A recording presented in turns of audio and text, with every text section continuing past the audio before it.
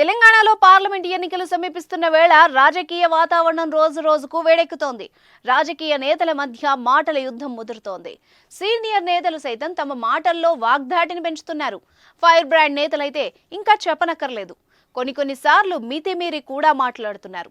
చిన్న పెద్ద అన్న తేడా లేదు. మైక్ దొరికింది కదా అని ఏది పడితే అది మాట్లాడుతున్నారు. స్వయంగా సీఎం రేవంత్ సైతం పరుష పదజాలం వాడుతున్నారు. గజం కేవలం 23,000 రూపాయలతో 165 గజాల భూమి కేవలం 38 లక్షలు మాత్రమే. గతంలో కేసీఆర్ వ్యాఖ్యలే తనకు ఆదర్శమని కూడా చెప్పుకొస్తున్నారు. ఇక అసలు విషయానికొస్తే మాజీ మంత్రి మల్లారెడ్డి గురించి ప్రత్యేకంగా చెప్పక్కర్లేదు. ఆయన మైక్ అందుకున్నాడంటే ఆటోమేటిక్గా ఊపు రావాల్సిందే.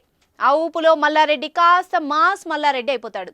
తనదైన శైలిలో అక్కడున్న వాళ్ళనే కాదు, టీవీలో చూస్తున్న వాళ్ళను కూడా ఉర్రూతలూగిస్తాడు.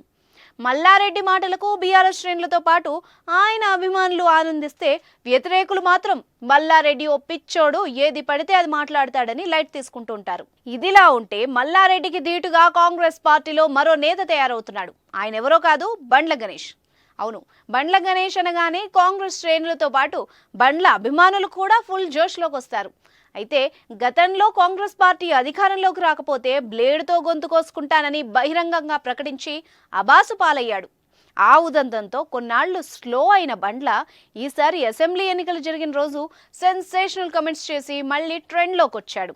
అదేంటో తెలుసు కదా, పోలింగ్ ముగియగానే రిజల్ట్ రాకముందే డిసెంబర్ 9వ తేదీన రేవంత్ ప్రమాణ స్వీకారం చేస్తాడు. ముందు రోజు నేను ఎల్బీ స్టేడియంలో పడుకుంటానని సంచలన ప్రకటన చేశాడు. ఈసారి బండ్ల లక్కు బాగుంది. ఆయన అన్నట్టే కాంగ్రెస్ పార్టీ అధికారంలోకి వచ్చింది. రేవంత్ సీఎం అయ్యాడు. బండ్ల గణేష్ చెప్పిన డిసెంబర్ 9వ తారీఖు కంటే ముందే 6వ తేదీనే రేవంత్ అదే ఎల్బీ స్టేడియంలో ప్రమాణ స్వీకారం చేశాడు. దీంతో మళ్ళీ బండ్ల గణేష్ క్రేజ్ అమాంతం పెరిగిపోయింది. ఇప్పుడు పార్టీలో బండ్ల గణేష్ రేంజ్ మారిపోనుంది. తాజాగా ఆయన మల్కాజ్గిరి పార్లమెంట్ సీటుకు దరఖాస్తు చేసుకున్నాడు. ఏకంగా సీఎం రేవంత్ పోటీ చేసిన స్థానాన్ని ఎంచుకున్నాడు. అయితే మల్కాజ్గిరి నుంచి మల్లారెడ్డి కోడలు పోటీ చేసే అవకాశం ఉందని టాక్ నడుస్తున్న వేళ బండ్ల గణేష్ కాంగ్రెస్ నుంచి పోటీకి దరఖాస్తు చేసుకోవడం ఆసక్తిని పెంచుతోంది.